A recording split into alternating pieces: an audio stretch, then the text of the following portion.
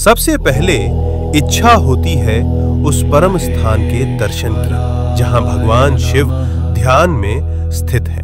कैलाश पर्वत उनका परम आसन। ये कोई साधारण पर्वत नहीं बल्कि भगवान शिव का साक्षात रूप है। इसके चरणों में है मानसरोवर, मीठे जल की पवित्रता, और राक्षस ताल, खारे जल की रहस्यपूर्ण गहराई। इतने पास फिर भी एक मीठा एक खारा, जैसे भगवान शिव के भीतर संतुलित दो स्वरूप। अब हम पहुंचते हैं उस तपोभूमि पर जहां भगवान शिव और माता पार्वती ने विवाह के बाद ध्यान लगाया।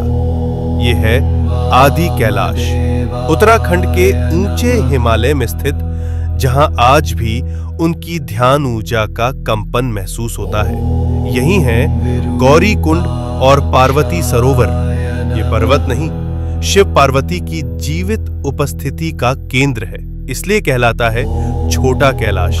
और पास ही स्थित है ओम पर्वत, जहां बर्फ पर स्वतः उभरा ओम दिखाई देता है, जैसे शिव का मौन मंत्र इस भूमि में गूंज रहा हो अनंत काल से। अब हम बढ़ते हैं हिमाचल की उस रहस्यमयी चोटी की ओर जहां विराजमान है स्वयं भगवान शिव, जिसे कहा जाता है मणि महेश कैलाश। इस पर्वत की चोटी से दिखाई देती है एक दिव्य मणि। मान्यता है जब भगवान शिव प्रसन्न होते हैं तो ये मणि दिव्य तेज प्रकट करती है, जो भक्तों के जीवन में भर देती है एक दिव्य प्रकाश।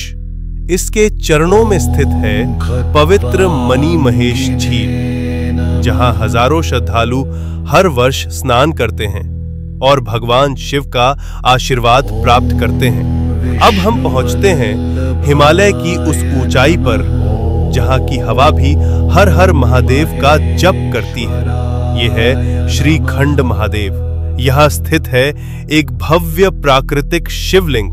यहां तक पहुंचने का मार्ग अत्यंत कठिन, लेकिन कहा जाता है जिसे स्वयं भगवान शिव बुलाते हैं वही इस दिव्य शिखर तक पहुंच पाता है। श्रीखंड महादेव केवल एक शिवलिंग नहीं, ये है भगवान शिव का हिमालयी सिंहासन। अब हम पहुंचते हैं भगवान शिव के एक और दिव्य धाम पर, हिमाचल की उस रहस्यमयी भूमि में किन्नौर कैलाश। यहां स्थित है सदियों पुराना एक विशाल शिवलिंग, जो अपने आप में अपार ऊर्जा समेटे हुए, और कहा जाता है यात्रा के दौरान कई भक्तों को ब्रह्म कमल के दर्शन भी हुए हैं।